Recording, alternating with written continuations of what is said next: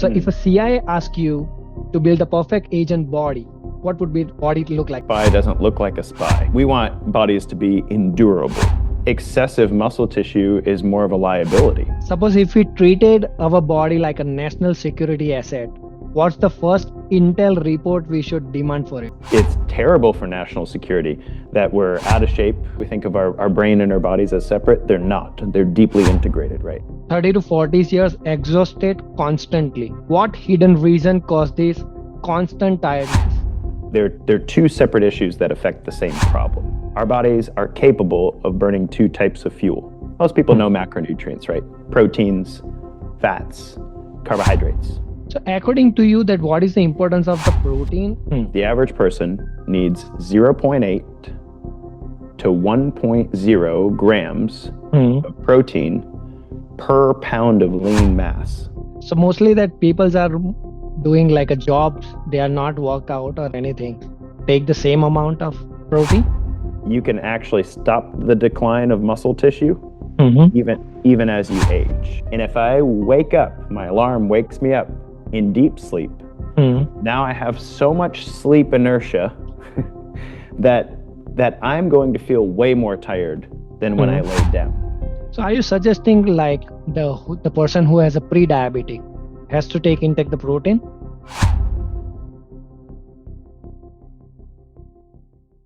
Nowadays in Instagram, you know that they are selling the different kind of a body, like big biceps, the six packs, right? So if a CIA asks you to build a perfect agent body, what would be body look like that? It definitely wouldn't look like the perfect body on Instagram, that's for sure. In fact, one of the interesting things that we talk about at EverydaySpy is a perfect spy doesn't look like a spy. Okay. you won't look in the crowd and go, oh, that guy's definitely a spy. In fact, the more incognito, the better. The more that you blend in, the better. And so from a fitness perspective, what that means, and I think this is an important truth in the fitness industry, fitness doesn't necessarily mean looking a certain way.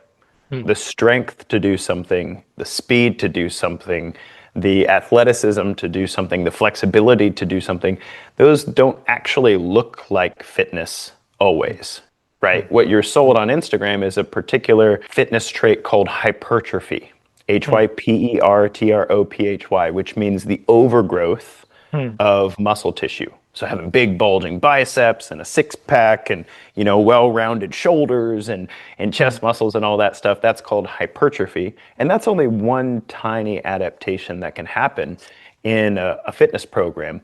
And as far as most operators are concerned, whether you're working from a military perspective or in intelligence, when most operators are not trying to get bigger unless it's necessary that they're also stronger. But for the most part, excessive muscle tissue is more of a liability. Imagine how many calories you have to eat every day in order to keep that level of muscle tissue around. And so for an operator, we only need as much muscle tissue as is necessary to get the job done in a healthful fashion. But we're not really interested in looking fit or large or whatever. And like I said, when it comes to the intelligence world, that's actually kind of a liability. So according to you, that what could be the perfect body look like? As okay, I'm very thin. You are perfect body, right? According to me. Okay. So according to the CIA standard or according to your health science, what could be the perfect body look like? So imagine the goal of a good body is to create all of the fitness adaptations that the body's capable of. So I'm as fast as I can be. I'm as strong as I can be. I'm as endurable as I can be, right? I have all of those adaptations to get the job done, right? And so when I look at you, Samir, you might have the perfect CIA body, right? Because let's say we had you lifting weights 3 to 4 days a week. Let's say we had you on an endurance program 2 to 3 days a week. Let's say we were feeding you adequate protein, adequate nutrients. You might not be a lot bigger than you are right now. You might have a couple more pounds of muscle on you, but you wouldn't be buff, you know? And we would say that's a great body. You look great. Like you don't stand out in a crowd, but you're capable of doing everything you need to do, and your body's not an impediment to the mission. And Okay. so that's the perfect body, the body that's capable, not Hmm. an impediment to the mission, and Hmm. also isn't drawing a lot of attention to itself. Oh, okay. So when you suppose if CI is going on a mission, right, do we have any kind of a criteria that what kind of a person that we are looking for, or what kind of a physics that we are looking for that particular mission? That's not so. My wheelhouse is not to get to choose the bodies for the job. Hmm. My wheelhouse is to train the bodies for the job, right? Okay. And Hmm. so from my perspective, you take any particular person, and I have their health history profile, I have their list of injuries, I have their genotypic understanding, I Hmm. understand how this person operates, and my goal is to Hmm. maximize their capacity to show up well on this mission, to not break down under pressure, and then Hmm. after the fact, be able to recover so that they're ready for the next mission, right? And Oh, okay. so, as an example, just from a general intelligence perspective, we want bodies to be endurable. Hmm. Like we want bodies that have endurance. We want the body to the joints, the tendons, the ligaments, the cardiovascular system. We want all of those things to be operating at a high level so Hmm. that endurance is not an impediment to the mission, right? And endurance isn't just like, can I run really far without stopping? Hmm. Endurance is, how do I operate under sleep deprivation? Endurance is, how long can I go without eating a meal and still be okay, still be functioning up here, right? My Okay. capacity to burn fat as a fuel source Hmm. is an endurance adaptation, right? Hmm. And so these are the things that my wheelhouse is helping individuals to develop these capacities that they need in order to complete the mission. As far as choosing the bodies for the job, that's not my wheelhouse. All right. Okay. So suppose if we treated our body like a national security asset, what's the first Intel report we should demand for it? That's a difficult question because the answer is a little different for the general Mhm. population versus the actual operator, right? Okay. Mhm. Because every citizen, if you Mhm. want to think of things this way, I think of things this way. Every citizen has a responsibility to their own body for Mhm. national security, right? So let's say the U.S. and I hope this isn't the case, but let's say the U.S. enters a boots on the ground war in our territory right now. Does it help us as a nation that our hospitals are inundated Mhm. with a large amount of general health problems in the population? Mhm. No. It's terrible for national security that we're out of shape. A lot of people have diabetes. We are wrestling with heart disease in our 50s. Like it's terrible for national security. So from that perspective, when Mhm. I'm looking at the general population, the national security investment for a particular body is not to be wrestling with diabetes, not to be wrestling with heart disease. And if you are wrestling with those things, I'm not trying to throw you under a bus. I'm just saying it's important for every citizen to Mhm. take their health seriously and to make the most out of the hand that you've been dealt. It does an amazing amount of work for national security if we could lower the, let's say, the healthcare costs or the strain on the resources that are necessary, right? But if I'm looking at an Mhm. operator, so Mhm. that's a different question, right? If I'm looking at an operator, what's my greatest important asset for national security? I'm going to come back to that endurance piece, but I'm going to tie another thing into it, and that is cognitive integrity. So the capacity for the mind not to break down. Mhm. And in our world, we often separate these two things. We think of our brain and our bodies as separate. They're not. They're deeply integrated, right? So the amount of health that my body is in Mhm. affects how resilient my cognitive faculties are, right? And so if I'm choosing a body and having and looking at their different fitness abilities, their different genotypic capacities in relationship to health and fitness, I would say that resilience and endurance are at the top of the list when Mhm. it comes to national security. Those are the two primary fitness abilities or traits that are important to a body. Mhm. So right now, the people are mostly focused on their out appearance, not in the mental state also, right? I'll come Mm-hmm. later because I've already divided into multiple parts of the questions. Okay, so I'll come later on that one. Okay, so That's first, okay. so let's me start with that energy, fatigue, and the burnout. Okay, so many people in their like 30 to 40 years exhausted constantly. Maybe they are thinking that it's kind of a aging. Maybe that's why they are exhausted. But from your work as a metabolic health, what hidden reason cause this constant tiredness? There's two things. The first is what we call mitochondrial dysfunction. So we'll talk about that in a second. Okay. And then the second is your capacity to burn fat as a fuel source. They're two separate issues that affect the same problem, right? So let's Okay. first talk about the capacity to burn fat as a fuel source, because that's easier to understand, but it also has a very profound effect, right? In our bodies are capable of burning two types of fuel. Most people know macronutrients, right? Proteins, fat, carbohydrates. These are the macronutrients, the big picture nutrients that make up what we consume on a regular basis. Protein being like lean meats, fish, there's protein peppered into other things, but let's say that fish would be a grand example of a protein, mostly protein source of food. Fats would be things like your oils, your nuts, your seeds, right? Avocado would be a great example of a fat in your diet right there. And then we have carbohydrates. These are things like grains, we got fruit sugars, right? All sorts of things that make up the carbohydrate plate, right? And on this spectrum, on this side of the equation, we have structure. Proteins are structural macronutrients. Our body builds itself out of proteins. Coenzymes, tissues, it's all a bunch of amino acids tied together, right? On this end of the spectrum, carbohydrates, we have energy. Carbohydrates are really just energetic. Our body doesn't build itself out of Correct. Yeah. carbohydrates. And then in the middle, we have fats. And fats are both structural. Every cell in your body is wrapped in a lipid bilayer. That's structural. Hormones are built out of fats, right?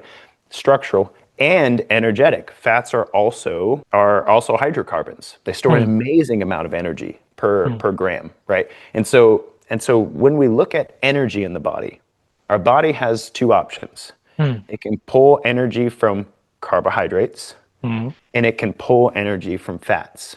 And here's the thing, carbohydrates are our short-term fuel source. Fats are our long-term Long-term. fuel source, right?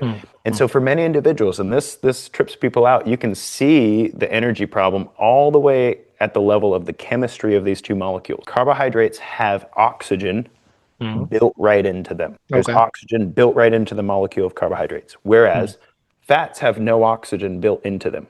And here's the thing, if my cardiovascular system is very bad at pulling oxygen from the air, getting it all the way to my cells so that they can actually use the oxygen for combustion, for energy, right?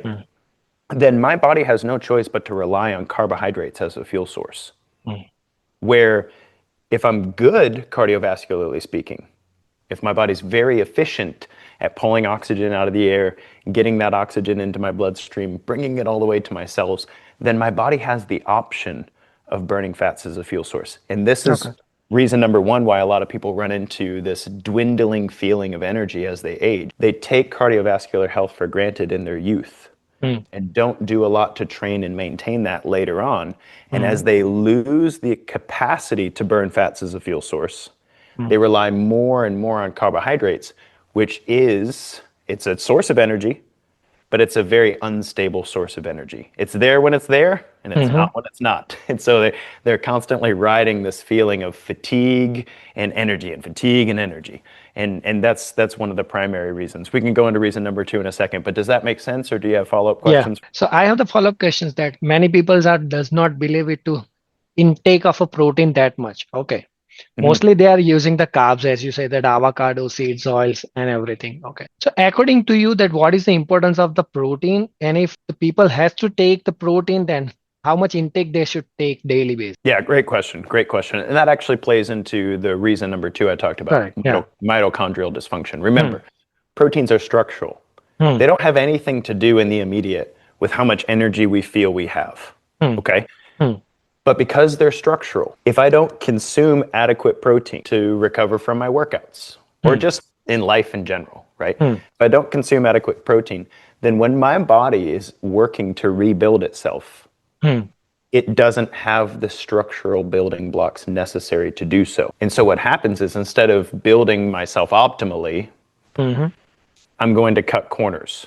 My body's going to do it to survive, but not for optimal energy. Hmm. That makes sense? Yeah, yeah. And so as far as adequate protein is concerned, there's a variance in understanding of how much protein you need based on your personal situation. Hmm. But to make the numbers really simple, Hmm. the average person needs zero point 0.8 to 1.0 grams Hmm. of protein per pound of lean mass. All right. Okay. Okay, Hmm. so if Hmm. if I weigh that nobody is this, but let's just say I'm Hmm. 150 pounds and I'm 100% lean mass. Nobody's that. Hmm. That means you have no fat mass. But if I'm 150 pounds and I have no fat mass on me, then Hmm. that means I need zero point 0.8 to 1.0 Hmm. grams per pound of lean mass. So I need something in the neighborhood of in that made up example, I need something in the neighborhood of 90 to 150 grams of protein. The more weight training I do, Hmm. the harder work I do, the Hmm. more protein I need to recover. So I'm Hmm. on the higher end. Whereas I can eat on the lower end of the spectrum when I'm not having to work so hard, I'm not having to adapt so much. Okay. So mostly that peoples are doing like a job, they are not work out or anything. So do you think that's the same intake as the person who are doing the workout should take the same amount of protein? Great question. That's why there's such a variance. zero Hmm. point 0.8 grams, Hmm. that's the lower end of adequate protein intake, right? Okay. Hmm. You can look at the RDA. Hmm. RDA means recommended daily allowance of Hmm. protein. They give you a minimum as well. I think for men Hmm. at the moment, it's recommended to have 65 grams or more. Okay. And RDA just means to prevent deficiency symptoms. Hmm. That doesn't mean I feel healthy, doesn't mean I feel energetic. It doesn't Hmm. mean that I'm equipped for exercise. It Hmm. doesn't mean I'm rebuilding good mitochondrial density. It doesn't mean any of those things. It just means I'm not deficient. I'm not losing bone density because of my Hmm. protein intake, Hmm. right? So that's the RDA. And so yes, the RDA is inadequate Hmm. for the average person, even if they're just working an office job, not doing any exercise, not doing a lot of hard activity. It's Hmm. still inadequate to feel the way you could feel if you Hmm. had adequate protein in your system, or to even be capable of adapting to exercise. So that's why there's that variance. zero point 0.8 grams Hmm. per, per pound of lean mass per day, Hmm. all the way up to 1.0 Hmm. grams per pound of lean mass per day. That's the variance. If I'm not very active, I'm not doing a lot of exercise, I'm Hmm. still looking at an optimal protein intake of zero point 0.8 grams per pound of lean mass per day. But I hope after this conversation you'll start lifting weights at least, Oh, yeah. and then maybe you need up at the front end. Right. So the persons who are not eating a beef or any kind of a meat, right? Who has always have the protein looking for. So mostly for the vegetarians, do you think that the protein shakes in the market is available like a whey protein, right? Do you think that a person should take daily intake for the whey protein that is healthy for him? That's a great question. And kind of underlying the question is, Hmm. can I get adequate protein from plant sources? Correct. And the answer is yes, you Hmm. can. It's just really hard. Hmm. And there's usually a lot of carbohydrates involved in that. And Hmm. so the deeper question is, can I get adequate protein from Hmm. plants Hmm. and not do enough activity to justify all the carbohydrates? Correct. And Yeah. the answer Hmm. is no, you can't. it's it's a lot of pumpkin seeds, man. You got to Hmm. eat a lot of beans and a lot of pumpkin seeds to get enough protein from plants to meet your protein needs. And Hmm. so supplements can be helpful in that Okay. for Hmm. individuals. Hmm. That said, with plant proteins, they're not complete proteins. That means they don't have all the amino acids in each one, whereas animal proteins have complete Hmm. amino acid profile. And so, if you're a vegetarian or even a vegan, then some of these protein supplements can be useful to Hmm. give you protein devoid of the carbohydrates that Hmm. come in their natural Hmm. form, right? Uh, and that's a reality that's important. There are many people who do a vegan or vegetarian lifestyle and aren't using supplements to increase their protein, Hmm. but they're not doing enough activity to justify all the carbohydrates they're eating, and that takes a toll on their body over time. Okay. And many researchers found that after the 40 years of 40 years of age, the people are losing their mass in, right? Hmm. What's the reason behind that, right? for me also. Okay. So before 40 that my weight is more than 160 pounds. Okay. Right now Hmm. I'm 144 pounds. Hmm. Okay. So I mostly intake all the foods that I'm daily I was taking previously, right? But Hmm. Hmm. suddenly after the 40 that my mass index is going down. What was Hmm. the reason behind that? Yeah, yeah. So to rephrase your question, why do we lose muscle mass as we age? Exactly, correct. Yeah. Right. Hmm, And this for men and women, this is just a truth. If you look hmm, at muscle mass plotted against age, hmm, there's a downward trend, right? And correct. that's natural. It happens to Hmm, everybody. And it doesn't mean it's not a bad thing necessarily. As hmm, we get older, for instance, if our joints start to lose integrity, but we had the same muscle mass as we did before, we're going to hmm, injure ourselves. correct. Yeah. Right. And so the 80-year-old strength of a 20-year-old could hurt the tendons and ligaments over Hmm, time. So hmm, so it's kind of a natural process. But there's two things at play here, especially for men. Testosterone does this as well, hmm, right? So you peak in testosterone between ages 20 and 25, depending on the man. And then in general, as you age, testosterone continues to go down, and muscle fiber as a function of testosterone is correlated with men. That's why okay. testosterone replacement therapy tends to Hmm, increase muscle mass, right? hmm, That said, that said, what we've seen in weight training is that you can actually stop the decline of muscle tissue hmm, even as you age. And hmm, so it will still decline, but not nearly as quickly. And so that's the adaptive stressor that hmm. tells the body, hey, keep these muscles around. I might use them sometimes. And Okay. that's Hmm, very important. That adaptive stressor sends a signal to the body hmm. that this muscle tissue is important. Keep it around. Even though I'm aging, I'm still going to use it. And that signal can keep our muscle tissue around so that our body's not losing it as we age so quickly. All right, sounds perfect. Okay. Now, when someone says that wake up more tired when they went to the bed, what are the first three things you check in their lifestyle or a lab work? Yeah, fantastic question. So a couple things. The first is, in what stage of sleep are they waking? Hmm, That's very important, right? hmm, So if you and I stopped this podcast conversation and I went and I took a nap right now, hmm, and I love naps, but I like this conversation, so I'm not hankering for one. But but if I go take a nap, if I sleep for 15 minutes, hmm, I'm going to hit a slightly lighter stage of sleep, hmm. and then I'll come back to consciousness and I'll feel refreshed, right? And Okay. that's Hmm, that's clear throughout the sleep literature. It's called light sleep. hmm, And light sleep is easy to wake up from. You can feel refreshed and energized, can actually be a reset for your hmm. cognitive capacity and actually restore some willpower, which is great. But if I exit this conversation with you right now and I go to sleep for 1 hour, Okay. I'm going to sleep Hmm, and I'm going to get all the way into my deep sleep cycle. hmm, And if I wake up, my alarm wakes me up in deep sleep, hmm, now I have so much sleep inertia that I'm going to feel way more tired than when I hmm, laid down. hmm, And it's going to take me a long time to wake back up, right? hmm, And so the first thing I look at is what is this person's sleep cycle? hmm, How are they waking? When are they going to bed? And when in their sleep cycle are they waking? Because if they're waking in their deep sleep cycle, well, of hmm, course you feel more tired than when you went to bed. Has nothing to do with any problems in your lab work, has nothing to do with any problems in your ability to move energy. It's hmm, just that you woke when your body was entering the deepest stages of recovery. hmm. And you woke up in the middle of that. You're like, where am I? What time is it? Like, I don't, who am I? Right? Right. And this often happens with individuals when they're sleep deprived and they're Hmm, getting little pockets of sleep hmm, in in inconsistent times. So, I only get 3 hours or I only get 4 hours, and hmm. it's not when I normally sleep, and I'm having to fit it in certain places. That would be the first thing I look at. Okay. Human beings have a circadian rhythm. We are Hmm, diurnal mammals. That means that we want to be awake when the sun's up and we hmm. want to be asleep when the sun's down.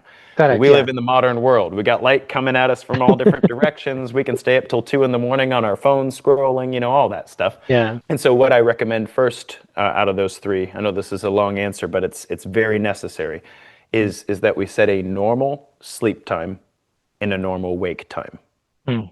Now, for an operator who's on mission, you don't get to do that. That's why sleep deprivation is part of the mission. Okay. But when you're not on the mission, Mm-hmm.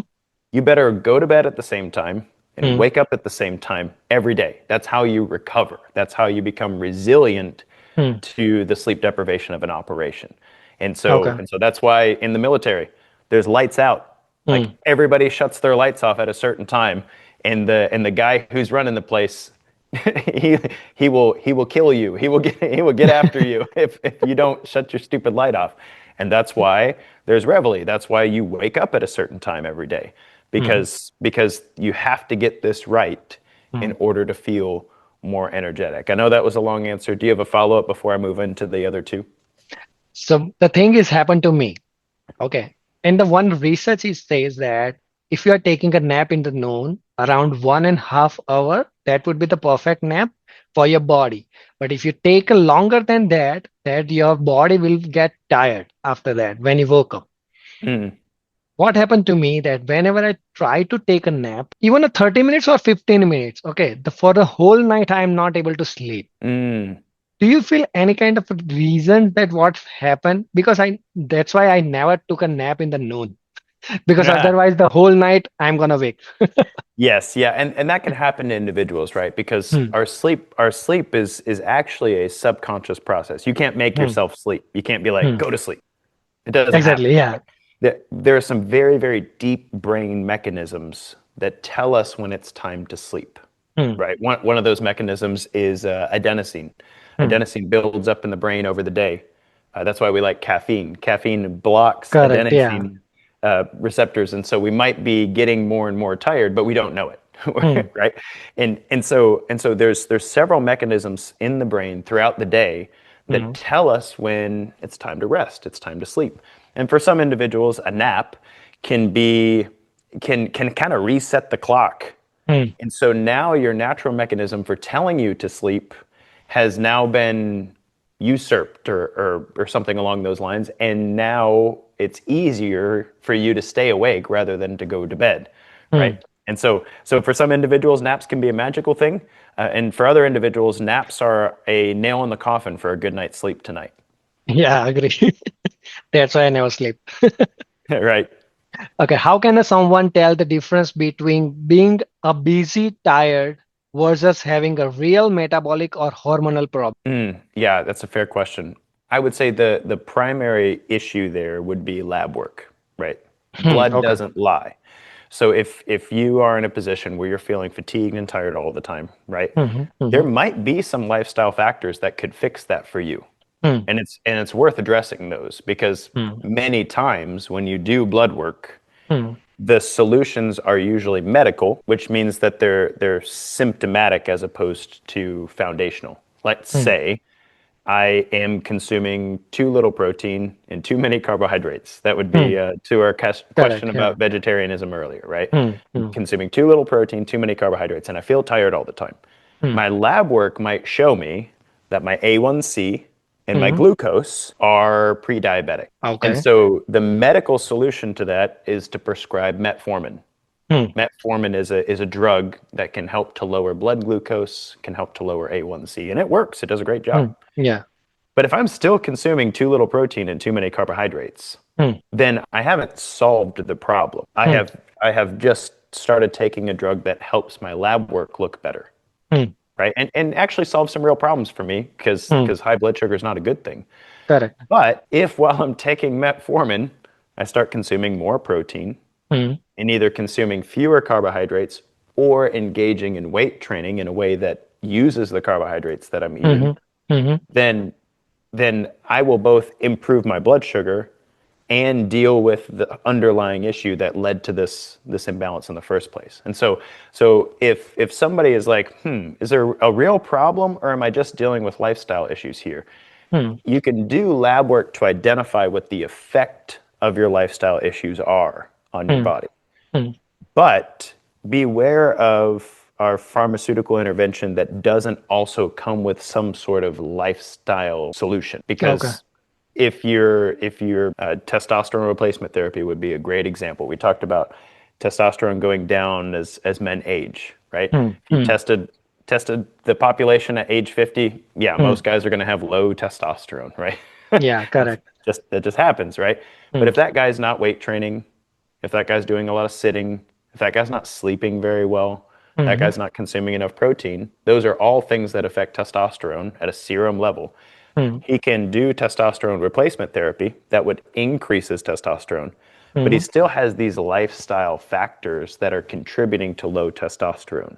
And Hmm. so he would be artificially raising his testosterone while not addressing the core health issues. So lab work's How? very helpful. Just Hmm. be careful about pharmaceutical intervention without a lifestyle solution. So are you suggesting like the person who has a pre-diabetic has to intake the protein? Yeah, for many individuals who are headed down the diabetic road, and this is type 2 diabetes, obviously. Type Yeah, 2 exactly. diabetes Yeah. develops when your pancreas gets tired of pumping out so much insulin all the time, and Hmm. you become insulin resistant. But Hmm. for many individuals who are becoming pre-diabetic, Hmm. yes, one of the nutrition interventions is to increase protein intake. A couple reasons for this. If I increase protein intake, my lean body mass will also go up, which is Hmm. useful because muscle tissue is really good at clearing out glucose from the bloodstream. All And right. Okay. diabetics have a hard time clearing glucose from the Hmm. bloodstream. So Hmm. muscles are very good at that. Hmm. The other reason protein intake increased is helpful is because it lowers what's called the glycemic index of my food.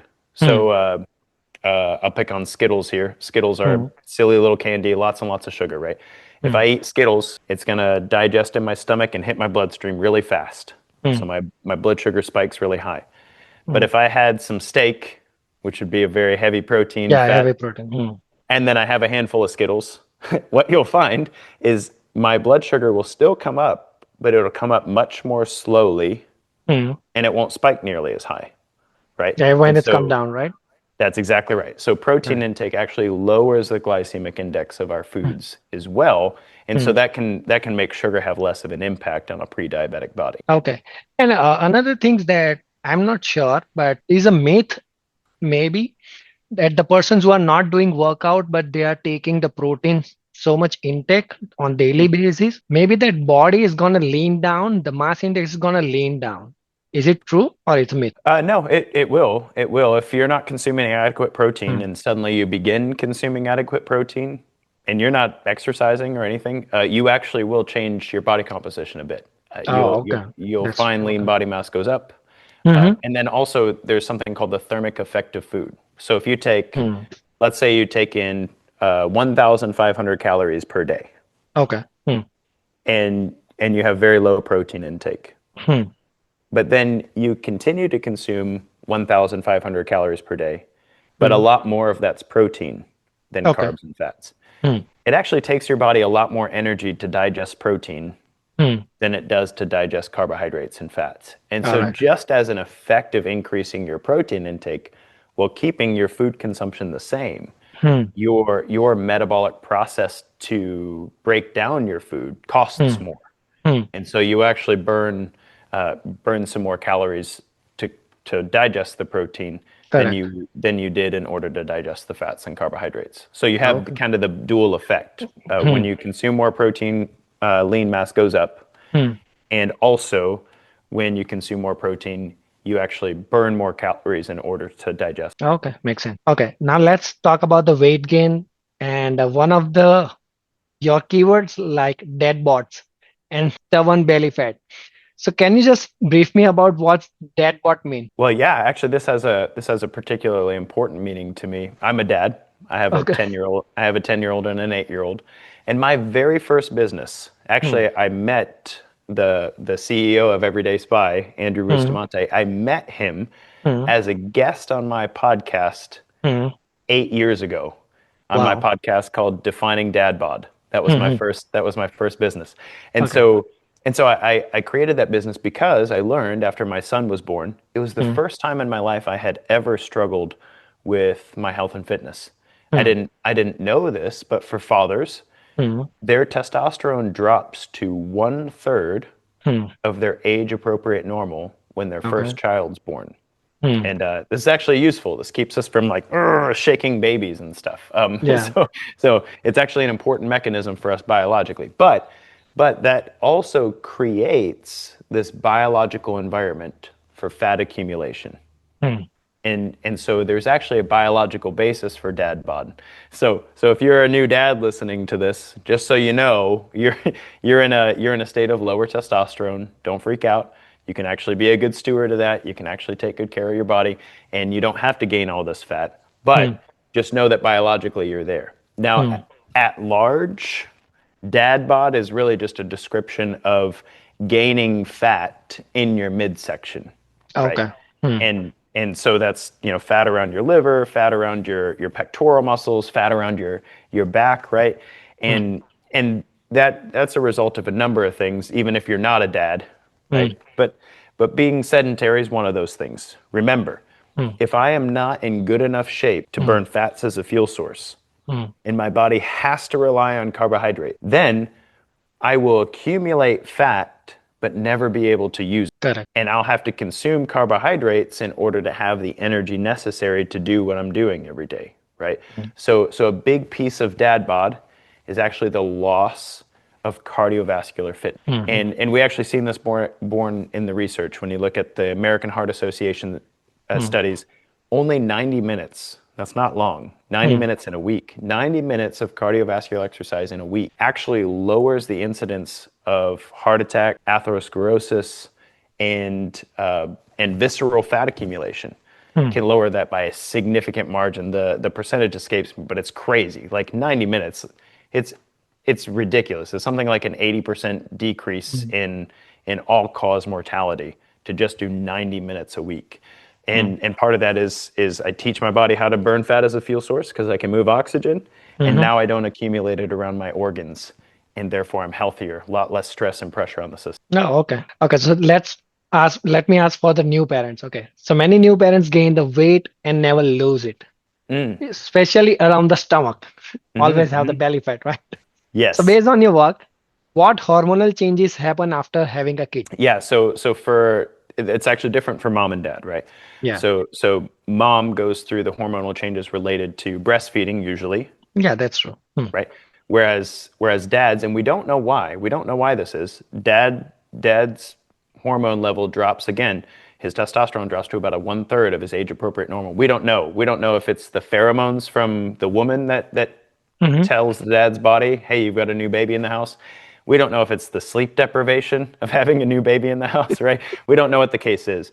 But there are hormonal changes on both fronts, right? Yeah. And so, but for both parents, Hmm. cortisol rises significantly. Cortisol is the stress hormone, right? All right. And so, and so cortisol can break down the glycogen, the stored carbohydrate of the liver, Mm-hmm. and then blood sugar flows out, Mm-hmm. and your body, if your body doesn't use that, like if I'm Mm-hmm. not exercising, I'm not running around or anything, then it will be stored as fat. And that's why we end up with fat storage all around our midsection, because our liver glycogen is being broken down by the stress hormone, Mm-hmm. and then lots of caffeine consumption and energy drinks and Correct. all that Yeah. stuff Hmm. breaking down that Hmm. but it's not being used, and so it's accumulating as fat Hmm. now that it's stored for energy.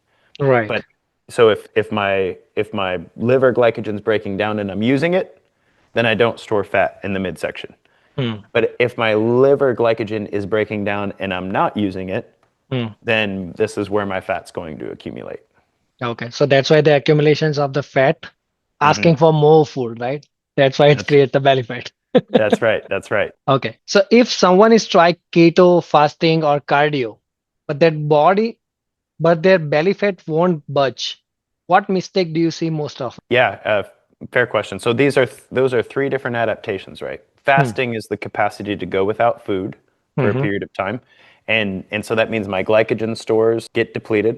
Mm-hmm. Many people who think they're fasting aren't. Okay. I hear this a lot. I've tried intermittent fasting and it didn't work, Hmm. and unfortunately, that person means that they've gone without food for 16 hours Hmm. and then they've eaten again and they've tried that every It's day. increase. Yeah. But Hmm. that's not fasting. Hmm. Fasting is when you have that's in the actual research we call that time restricted eating. That's Okay. different. That's a Hmm. that's a different biological adaptation. Hmm. So fasting is when I'm done consuming food. I haven't eaten anything, Mm, right? I have run out of the carbohydrate, the mm, glycogen in my muscles and in my mm, liver. My body's done digesting the carbohydrate from my food, so I have no carbohydrates available to me anymore. mm, And I go from what's called a fed state mm, to a fasted state at this point, because mm, now my body's only option mm, is to pull energy from my fat stores. mm, And for the average individual, that doesn't really occur until about 18 to 20 hours of no consumption, mm, right? And so this is important. For a lot of individuals, they'll say, I've tried fasting, but they're not actually fasting. Becoming a fasted state, actually digging into your fat as a fuel source, that requires that you have depleted the body of carbohydrates, right?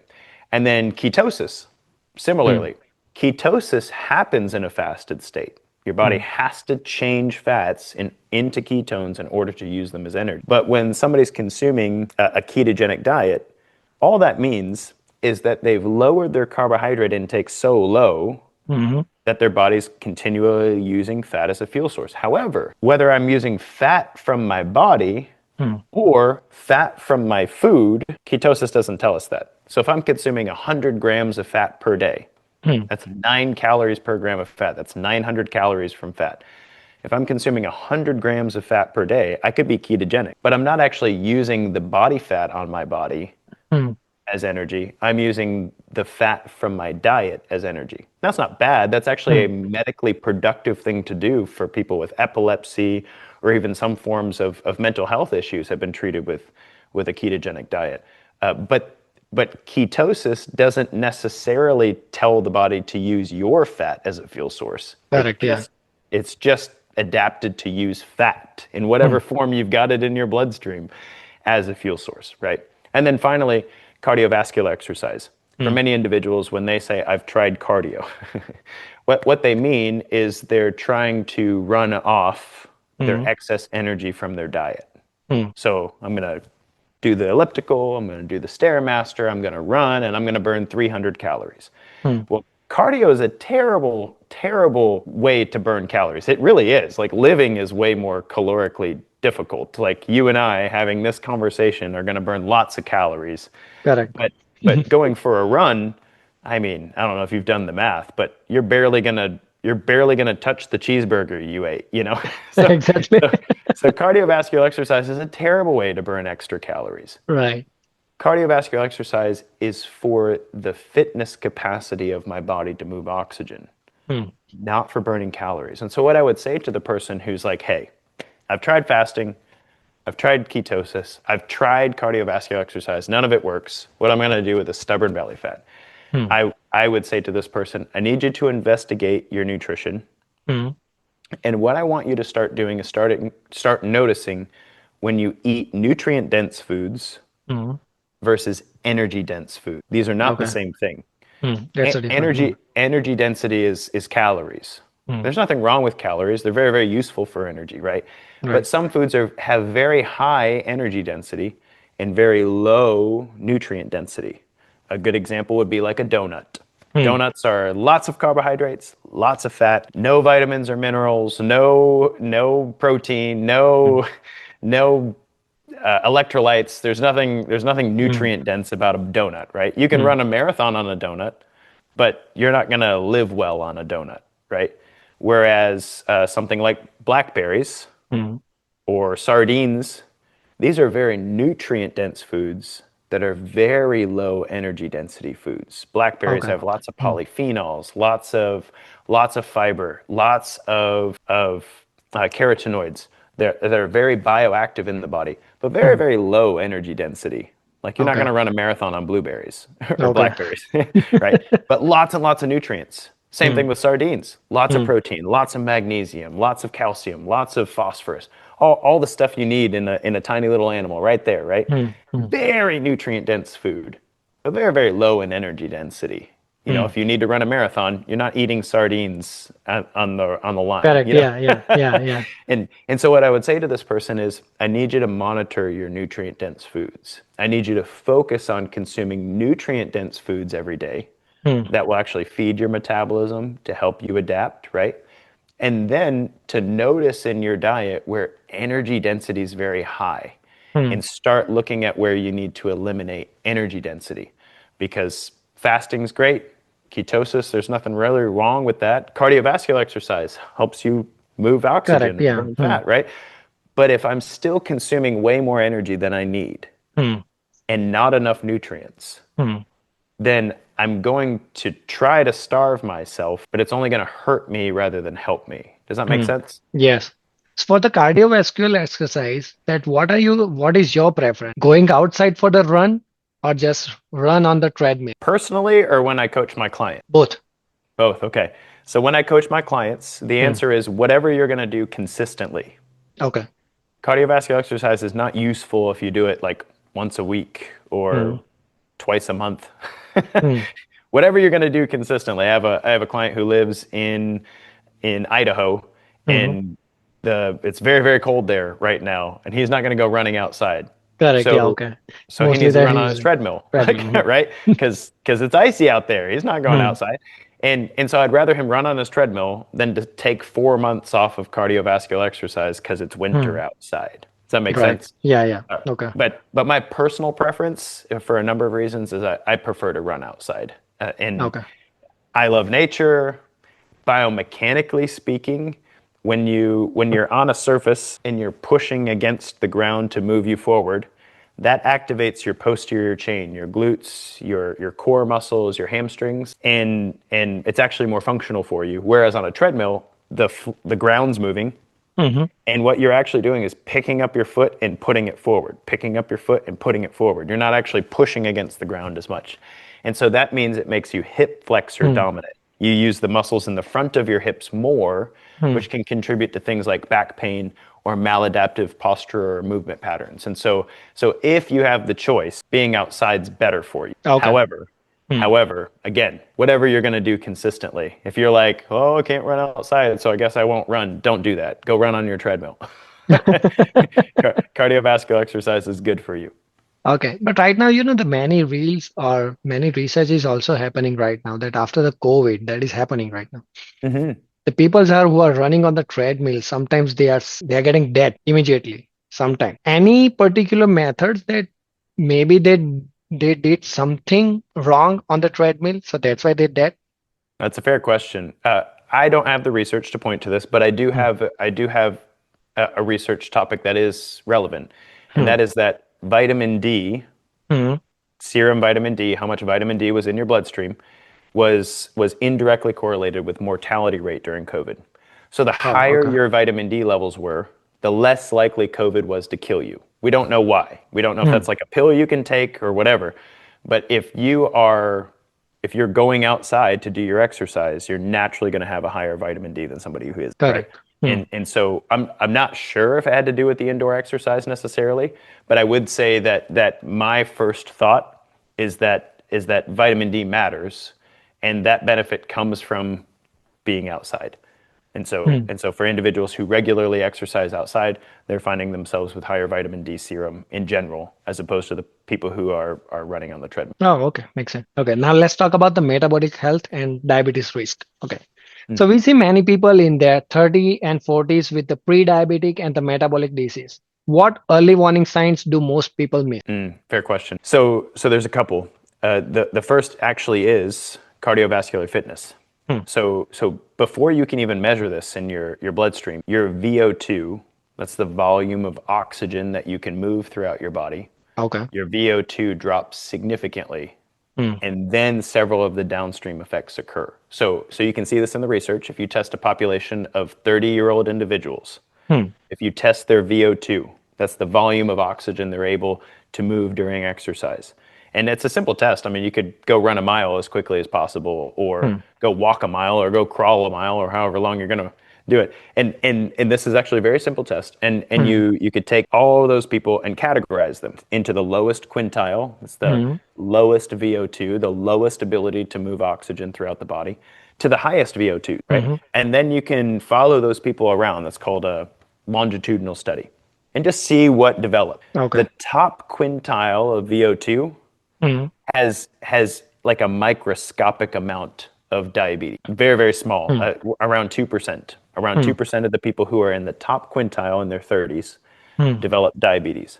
Whereas in the bottom quintile, that number jumps to around 80%, depending on the study you read. Hmm. So if I'm 30 years old and I can feel that walking upstairs gets me winded, Hmm.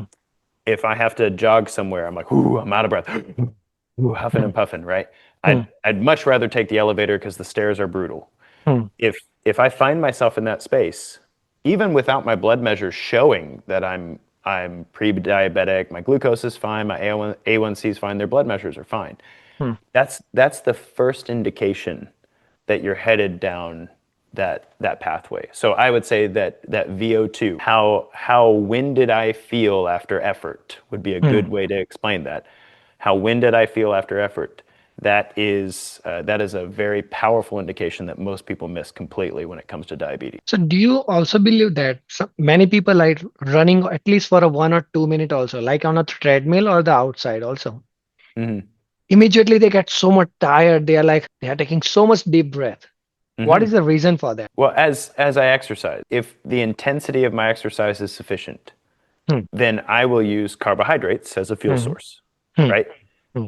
And I can only do that so long. The byproduct of a combustion reaction, this is chemistry, and hang with me, fuel plus oxygen Okay. yields Hmm. carbon dioxide and water. Hmm. So if I go to my mirror and I go, I'll see that fog. That's Correct. water. Hmm. But I also breathed out carbon dioxide, right? Hmm. And every little cell in my body has a bunch of these things called mitochondria. Hmm. And combustion reactions are happening in the mitochondria. That produces carbon dioxide. Hmm. So if I have lots of carbon dioxide building up in me, Hmm. then I become breathless. Okay. Hmm. I'm trying to get the carbon Hmm. dioxide out, Out. Correct. Hmm. right? And I have a sensor for that in my body. My Hmm. body actually at the hypothalamus can tell me that I'm rising in carbon dioxide. Hmm. And that's why, like, if you hold your breath, if you hold your breath underwater, or you hold your breath right here, you're fine for 10 seconds. Correct. Yeah. And if you're untrained, you might even be fine at 30 seconds. Hmm. But unless you're a deep sea diver, around 1 minute, you get really uncomfortable. Correct. And that's your Hmm. body saying, hey, breathe, stupid. Like, breathe, Hmm. breathe, get this carbon dioxide out. Like, it's building up here, right? And that's what happens when you run intensely. Hmm. You're building up carbon dioxide in the bloodstream, and that signals your body that you need to start expelling it, right? Hmm. Hmm. And that can happen whether you're in great shape or not. Hmm. Like, if you exercise intensely enough in great shape, you're going to be out of breath. Hmm. If you're not in great shape, you can get out of breath. The question of fitness is how quickly can you get all that carbon dioxide out? Hmm. And if you're really fit, you have great lung capacity, Hmm. great permeability, it happens quickly. You can be back to normal within a minute. If you're not in great shape, it could take you the rest of the day to recover from that level of effort. Wow. Okay. So if someone can only afford a few basic tests, which numbers matter most for understanding their diabetes and heart disease risk? But we've done this pretty well from a modern medical perspective. Hmm. So and we do this. Basic lab tests with your primary care provider is usually sufficient as diagnostic criteria. Remember earlier I said VO2 Hmm. is is a measure many people miss. Your primary care provider is not making you run a mile in the office, Correct. right? Yeah, they never do that. They're not doing that. Most people wouldn't go. Better Like, to oh, better dang to it. take medicine. Yeah. Right. And that test is free. Hmm. Like, you don't need any resources to test your VO2. Go travel a mile Hmm. and try to make that better, or don't Hmm. get worse every year. That's a Hmm. great diagnostic measure. Right.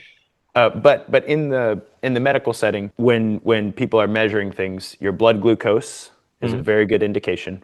Your A1C is kind of a measure of blood glucose over the past 3 months, how that's been impacting your body over the last 3 months. That's a Hmm. great measure. There's another measure called C-reactive protein, Hmm. which is a measure of kind of a baseline measure of how much general inflammation you have in the body. When that number is high, your immune system's working really hard, and it's indication of damage on the inside, Hmm. right? And so so that said, those measures are probably your most important measures with regard to the development of diabetes: C-reactive Mhm. protein, glucose, and A1C. And most primary care providers do that regularly. Oh, okay. Makes sense. So, the what many times happen, the people doesn't identify about their own body. Okay. They doesn't feel that if they eat particular foods that give us that energy or not. So suppose if I'm your client, okay, Hmm. I don't know anything about my body. I don't know what should I intake. Okay, if you I want to build my muscle mass, then how can you identify that what could be the trigger to my body and that give me the happiness and that increase my body muscle mass index? Yeah, fair question. So I'm going to answer this both as a coach and as an operator, right? Hmm, So first and foremost, if you want to make any sort of change to your body and you hmm, suspect nutrition change is necessary, hmm, right? So I want to grow muscle. I'm sure there's something in my nutrition that will be beneficial. hmm. Then the first thing you have to do is start recording what you eat. Okay. You have to become aware. Hmm, You have to become aware of what you're eating, and you have to have a decent understanding of what that breaks down to. So many people don't know what they're eating. Like if I hmm. said, "Hey, Samir, tell me what you had for lunch last Thursday," you'd be like, No idea. like you're like, it's like, there'd be a little brain malfunction, because like who thinks about that? But if you have a record, Hmm, then you can evaluate and analyze. hmm, And that's really important as an operator. hmm. An operator needs the information necessary to make the changes that are Correct. required. If you don't have any intelligence, that's Hmm, what intelligence is, information. If I don't have any intelligence, I can't direct the mission. hmm. Right? Correct. I'm just Hmm, I'm just operating at my best guess. hmm, And many people do that with their body. I want to grow hmm. muscle. What do I do? Well, try this. So you got to start with a journal. You got to start with a record of your food intake, right? All right. Okay. And so that's first. And that awareness is useful because if I'm writing down everything I eat, writing down everything I drink, I start to think twice about it. I go, is this the best I could do right now? Is Hmm. this serving my goals? Is this serving my needs? Or is this just something that tastes good? Right? And unfortunately, they're not always the same thing. I love Correct. pizza. Do you love Hmm. pizza? I love Hmm. pizza. Tastes great, right? There's not like a fitness goal that pizza supports. Hmm. That's Like that's a never. cheat day. Yeah. It tastes great, but unless I'm like, I did an endurance event recently where I really did need to get as much energy density in a food as I possibly could, and a slice of pizza did a great job of Hmm. getting the job done in the middle of the operation. Hmm. But it's not great for me any other time, right? So I need to have a focus on what I'm actually doing.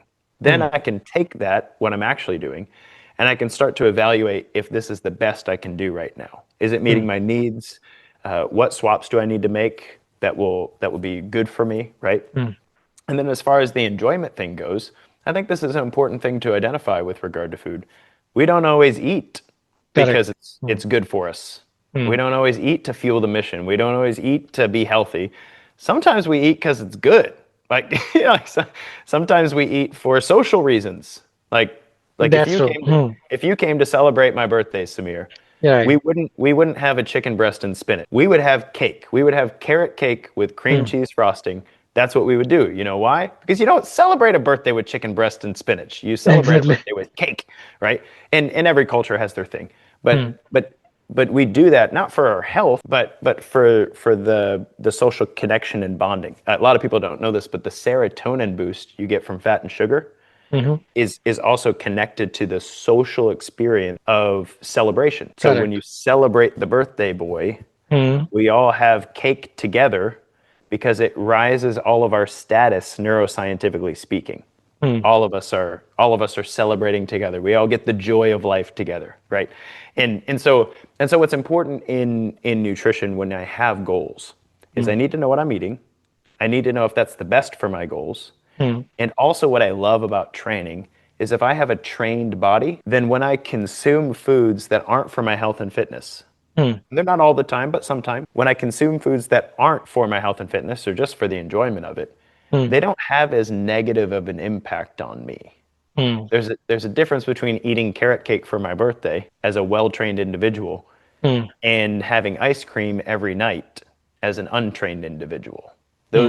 Those have different impacts on the body. in a Right. trained and an untrained person. Okay. So what two or three lifestyle changes give the biggest payoff for preventing diabetes and the heart disease? Yeah, a great question. There's actually a debate right now. I was going to say cardiovascular exercise, but right now weight training looks better. Okay. There's a debate happening in the world. I think both of them are good. Okay. And as an exercise scientist, I'm probably biased. But when you look at the research, cardiovascular exercise and weight training are just it's just stupid. It's just stupid how powerful they are in our body Okay. to to stress the body out in a good way. You don't Mhm. even have to do anything crazy. Even Mhm. small, tiny amounts of it can make a difference. So I would say if you're not exercising already, Mhm. make a practice of exercising. If you don't have an exercise practice, don't go crazy. Start with Right. 15 minutes Mhm. every day. Mhm. Even if it's a walk, even if it's one exercise you like, you're going to do push-ups every day. I don't care. Just Mhm. do a little bit every day. And that lifestyle change will make a significantly profound impact on your life. Big, big deal. I I agree. I agree. Let me tell you my experience.